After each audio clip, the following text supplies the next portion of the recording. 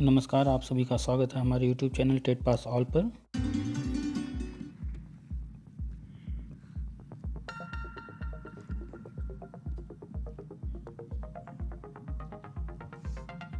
मंत्रिमंडल के मेरे सहयोगी श्रीमान धर्मेंद्र प्रधान जी, अन्नपूर्णा देवी जी, राजकुमार रंजन सिंह जी, सुभाष सरकार जी, देश के विभिन्न भागों से आए शिक्षकगण, सम्मानित प्रबुद्धजन और देश भर से जुड़े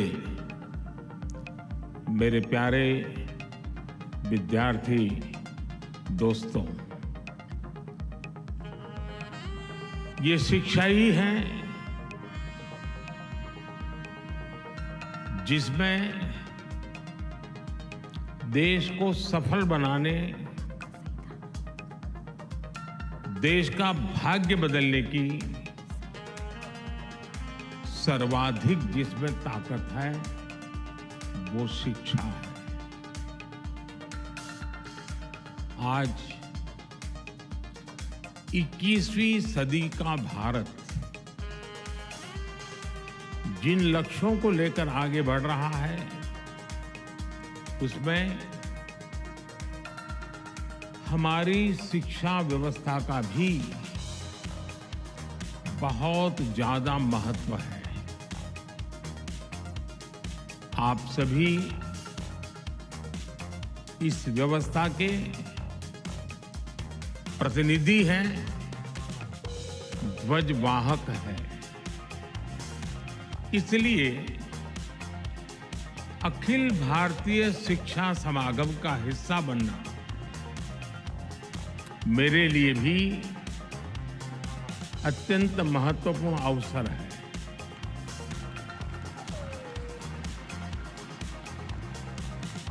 मैं मानता हूं विद्या के लिए विमर्श जरूरी होता है। शिक्षा के लिए संवाद जरूरी होता है। मुझे खुशी है कि अखिल भारतीय शिक्षा समागम के इस सत्र के जरिए हम विमर्श और विचार की अपनी परंपरा को और आगे बढ़ा रहे हैं। इसके पहले ऐसा आयोजन काशी के नवनिर्मित रुद्राक्ष सभागृह में हुआ था। इस बार ये समागम दिल्ली के इस नवनिर्मित भारत मंडपम में हो रहा है।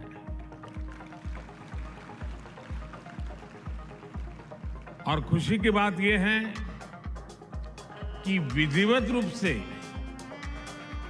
भारत मंडपम के लोकार्पण के बाद ये पहला कार्यक्रम है। और खुशी इसलिए बढ़ जाती है कि पहला कार्यक्रम शिक्षा से जुड़ा कार्यक्रम होगा। साथियों, काशी के रुद्राक्ष से लेकर इस आधुनिक भारत मंडपम तक अखिल भारतीय शिक्षा समागम की इस यात्रा में एक संदेश भी छिपा है। ये संदेश है प्राचीनता और आधुनिकता के संगम का। यानी एक और हमारी शिक्षा व्यवस्था भारत की प्राचीन परंपराओं को सहज रही है। आधुनिक साइंस और हाईटेक टेक्नोलॉजी इस फील्ड में भी हम उतना ही तेजी से आगे बढ़ रहे हैं। इस आयोजन के लिए शिक्षा व्यवस्था में आपके योगदान के लिए आप सभी साथियों को शुभकामनाएं देता हूं, साधुवाद देता हूं। संयोग से आज हमारी राष्ट्रीय शिक्षा नीति के 3 साल भी पूरे हो रहे हैं।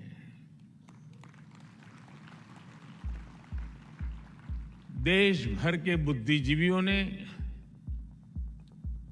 एकेडमिशियंस ने और टीचर्स ने इसे एक मिशन के रूप में लिया और आगे भी बढ़ाया। मैं आज इस अवसर पर उन सभी का भी धन्यवाद करता हूं, उनका आभार प्रकट करता हूं। अभी मैं यहां आने के पहले पास के पेविलियन में लगी रही प्रदर्शनी देख रहा हूं। इस प्रदर्शनी में हमारे स्किल और एजुकेशन सेक्टर की ताकत को, उसकी उपलब्धियों को दिखाया गया। नए नए इनोवेटिव तरीके दिखाए गए। मुझे वहां बाल वाटिका में बच्चों से मिलने का और उनके साथ बात करने का भी मौका मिला। बच्चे खेल खेल में कैसे कितना कुछ सीख रहे हैं, कैसे शिक्षा और स्कूलिंग के मायने बदल रहे हैं, ये देखना मेरे लिए वाकई उत्साहजनक था। और मैं आप सबसे भी आग्रह करूंगा कि कार्यक्रम समाप्त होने के बाद जब मौका मिले तो जरूर वहां जाकर के इन सारी गतिविधियों को देखें। साथियों, जब युग बदलने वाले परिवर्तन होते हैं तो वो अपना समय लेते हैं। 3 साल पहले जब हमने राष्ट्रीय शिक्षा नीति की घोषणा की थी तो एक बहुत बड़ा कार्यक्षेत्र हमारे सामने था। लेकिन आप सभी ने राष्ट्रीय शिक्षा नीति को लागू करने के लिए जो कर्तव्य भाव दिखाया, जो समर्पण दिखाया और खुले मन से नए विचारों का, नए प्रयोगों का स्वीकार करने का साहस दिखाया, ये वाकई अभिभूत करने वाला है और नया विश्वास पैदा करने वाला है। आप सभी ने इसे एक मिशन के तौर पर लिया है। राष्ट्रीय शिक्षा नीति में ट्रेडिशनल नॉलेज सिस्टम से लेकर फ्यूचरिस्टिक टेक्नोलॉजी तक उसको बराबर एक बैलेंस वे में उसको अहमियत दी गई है। प्राथमिक शिक्षा के क्षेत्र में नया पाठ्यक्रम तैयार करने के लिए, क्षेत्रीय भाषाओं की पुस्तकें लाने के लिए, उच्च शिक्षा के लिए, देश में रिसर्च इकोसिस्टम को मजबूत करने के लिए देश का शिक्षा जगत के सभी महानुभावों ने बहुत परिश्रम किया है। देश के सामान्य नागरिक और हमारे विद्यार्थी नई व्यवस्था से भली भांति परिचित हैं। वो ये जान गए हैं कि 10+2 एजुकेशन सिस्टम की जगह अब 5+3+3+4 ये प्रणाली पर अमल हो रहा है। पढ़ाई की शुरुआत भी अब 3 साल की आयु से होगी। इससे पूरे देश में एकरूपता आएगी। हाल ही में संसद में नेशनल रिसर्च फाउंडेशन बिल पेश करने के लिए कैबिनेट ने अपनी मंजूरी दे दी है। राष्ट्रीय शिक्षा नीति के तहत नेशनल करिकुलम फ्रेमवर्क भी जल्द ही लागू हो रहा है। मुझे बताया गया है कि फाउंडेशन स्टेज यानी 3 से 8 साल के बच्चों के लिए फ्रेमवर्क तैयार भी हो गया है। बाकी के लिए करिकुलम बहुत जल्द ही हो जाएगा। स्वाभाविक तौर पर अब पूरे देश में सीबीएसई स्कूलों में एक तरह का पाठ्यक्रम होगा। इसके लिए एनसीईआरटी नई पाठ्यपुस्तकें तैयार कर रही है। तीसरी से 12वीं कक्षाओं तक लगभग 130 विषयों की नई किताबें आ रही हैं और मुझे खुशी है कि क्योंकि अब शिक्षा क्षेत्रीय भाषाओं में भी दी जानी है, इसलिए ये पुस्तकें 22 भारतीय भाषाओं में होगी। साथियों, युवाओं को उनकी प्रतिभा की जगह उनकी भाषा के आधार पर जज किया जाना उनके साथ सबसे बड़ा अन्याय है। मातृभाषा में पढ़ाई होने से भारत के युवा टैलेंट के साथ अब असली न्याय की शुरुआत होने जा रही है और ये सामाजिक न्याय का भी अहम कदम है। दुनिया में सैकड़ों अलग अलग भाषाएं हैं। हर भाषा की अपनी अहमियत है। दुनिया के ज्यादातर विकसित देशों ने अपनी भाषा की बदौलत बढ़त हासिल की है। अगर हम केवल यूरोप को ही देखें तो वहां ज्यादातर देश अपनी अपनी नेटिव भाषा का ही इस्तेमाल करते हैं, लेकिन हमारे यहां इतनी सारी समृद्ध भाषाएं होने के बावजूद हमने अपनी भाषाओं को पिछड़ेपन के तौर पर पेश किया।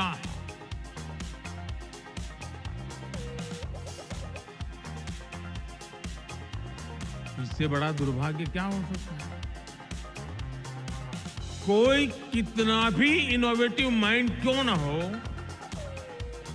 अगर वो अंग्रेजी नहीं बोल सकता था तो उसकी प्रतिभा को जल्दी स्वीकार नहीं किया जाता था।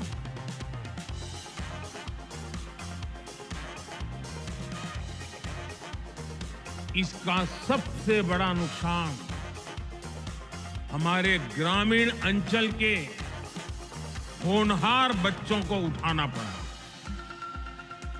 आज आजादी के अमृत काल में नेशनल एजुकेशन पॉलिसी के जरिए देश ने इस हीन भावना को भी पीछे छोड़ने की शुरुआत की है। और मैं तो यूएन में भी भारत की भाषा बोलता हूं।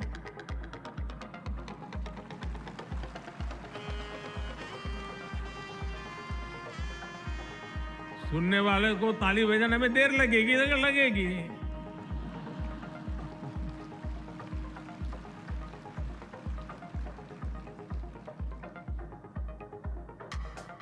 साथियों, अब सोशल साइंस से लेकर इंजीनियरिंग तक की पढ़ाई भी भारतीय भाषाओं में होगी।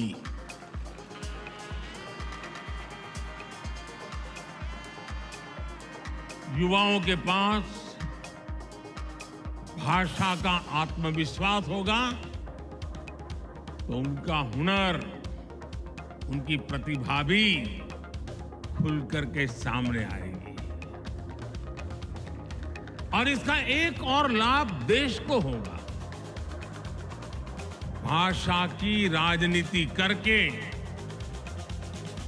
अपनी नफरत की दुकान चलाने वालों का भी शटर डाउन हो जाएगा।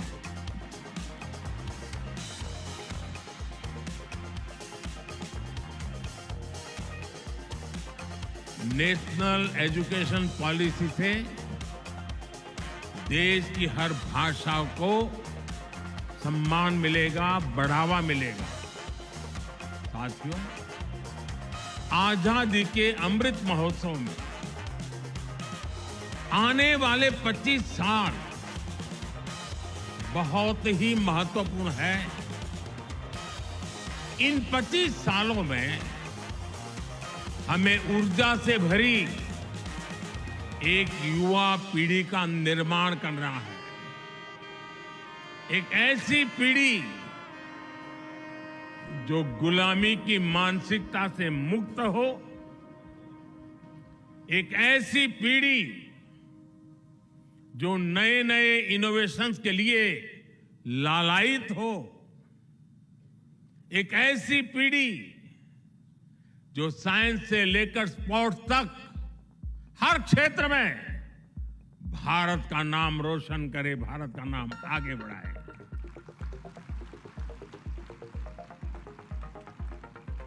एक ऐसी पीढ़ी जो 21वीं सदी के भारत की आवश्यकताओं को समझते हुए अपना सामर्थ्य बढ़ाए,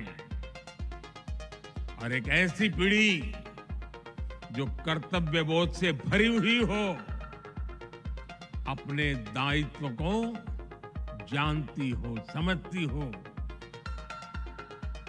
और इसमें राष्ट्रीय शिक्षा नीति की बहुत बड़ी भूमिका है। साथियों, क्वालिटी एजुकेशन की दुनिया में कई पैरामीटर्स हैं, लेकिन जब हम भारत की बात करते हैं तो हमारा एक बड़ा प्रयास है समानता। राष्ट्रीय शिक्षा नीति की प्राथमिकता है भारत के हर युवा को समान शिक्षा मिले, शिक्षा के समान अवसर मिले।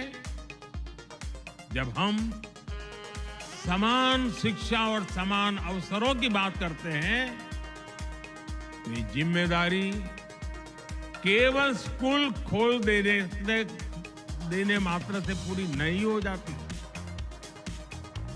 समान शिक्षा का मतलब है शिक्षा के साथ साथ संसाधनों तक समानता पहुंचनी चाहिए। समान शिक्षा का मतलब है हर बच्चे की समझ और चॉइस के हिसाब से उसे विकल्पों का मिलना। समान शिक्षा का मतलब है स्थान, वर्ग, क्षेत्र के कारण बच्चे शिक्षा से वंचित न रहे। इसलिए नेशनल एजुकेशन पॉलिसी का विजन ये है, देश का प्रयास ये है कि गांव, शहर, अमीर, गरीब हर वर्ग में युवाओं को एक जैसा अवसर मिले। आप देखिए, पहले कितने ही बच्चे केवल इसलिए नहीं पढ़ पाते थे क्योंकि सुदूर क्षेत्रों में अच्छे स्कूल नहीं होते थे। लेकिन आज देश भर में हजारों स्कूलों को पीएम श्री स्कूल के तौर पर अपग्रेड किया जा रहा है। 5G के इस युग में ये आधुनिक हाईटेक स्कूल भारत के विद्यार्थियों को आधुनिक शिक्षा का माध्यम बनेंगे। आज आदिवासी इलाकों में एकलव्य आदिवासी स्कूल भी खोले जा रहे हैं। आज गांव-गांव इंटरनेट की सुविधा उपलब्ध है। दीक्षा, स्वयं और स्वयं प्रभा जैसे माध्यमों से दूर दराज के बच्चे पढ़ाई कर रहे हैं। अच्छे से अच्छी किताबें, क्रिएटिव लर्निंग टेक्निक्स हो, आज डिजिटल टेक्नोलॉजी के जरिए गांव-गांव ये नए विचार, नई व्यवस्था, नए अवसर उपलब्ध हो रहे हैं। यानी भारत में पढ़ाई के लिए जरूरी संसाधनों का गैप भी तेजी से खत्म हो रहा है। साथियों, आप जानते हैं नेशनल एजुकेशन पॉलिसी की एक बड़ी प्राथमिकता ये भी है कि शिक्षा केवल किताबों तक सीमित न रहे, बल्कि प्रैक्टिकल लर्निंग इसका हिस्सा बने। इसके लिए वोकेशनल एजुकेशन को जनरल एजुकेशन के साथ इंटीग्रेट करने का काम भी हो रहा है। इसका सबसे बड़ा लाभ कमजोर, पिछड़े और ग्रामीण परिवेश के बच्चों को ज्यादा होगा। किताबी पढ़ाई के बोझ के कारण यही बच्चे सबसे ज्यादा पिछड़ते थे। लेकिन नई राष्ट्रीय शिक्षा नीति के तहत अब नए तरीकों से पढ़ाई होगी। ये पढ़ाई इंटरैक्टिव भी होगी, साथ साथ इंटरेस्टिंग भी होगी। पहले लैब और प्रैक्टिकल की सुविधा बहुत ही कम स्कूलों में उपलब्ध थी, लेकिन अब अटल टिंकरिंग लैब्स में 75 लाख से ज्यादा बच्चे साइंस और इनोवेशन सीख रहे हैं। साइंस अब सबके लिए समान रूप से सुलभ हो रही है। यही नन्हे वैज्ञानिक आगे चलकर देश के बड़े बड़े प्रोजेक्ट्स को लीड करेंगे, भारत को दुनिया का रिसर्च हब बनाएंगे। साथियों, किसी भी सुधार के लिए साहस की जरूरत होती है, और जहां साहस होता है वहीं नई संभावनाएं जन्म लेती है। यही वजह है कि विश्व आज भारत को नई संभावनाओं की नर्सरी के रूप में देख रहा है। आज दुनिया जानती है कि जब सॉफ्टवेयर टेक्नोलॉजी की बात आएगी तो भविष्य भारत का है। दुनिया जानती है कि जब स्पेस टेक की बात होगी तो भारत की क्षमता का मुकाबला आसान नहीं है। दुनिया जानती है कि जब डिफेंस टेक्नोलॉजी की बात होगी तो भारत का लो कॉस्ट और बेस्ट क्वालिटी का मॉडल भी हिट होने वाला है। दुनिया के इस भरोसे को हमें कमजोर नहीं पड़ने देना। बीते वर्षों में जिस तेजी से भारत की औद्योगिक साख बढ़ी है, जिस तेजी से हमारे स्टार्टअप की धमक दुनिया में बढ़ी है, उसने हमारी शैक्षणिक संस्थाओं का सम्मान भी विश्व भर में बढ़ाया है। तमाम ग्लोबल रैंकिंग्स में इंडियन इंस्टीट्यूट्स की संख्या बढ़ रही है। हमारी रैंकिंग में भी इजाफा हो रहा है। आज हमारे आईआईटी के दो कैंपस जंजीबार और अबू धाबी में खुल रहे हैं। कई दूसरे देश भी अपने यहां हमसे आईआईटी कैंपस खोलने का आग्रह कर रहे हैं। दुनिया में से मांग बढ़ रही है।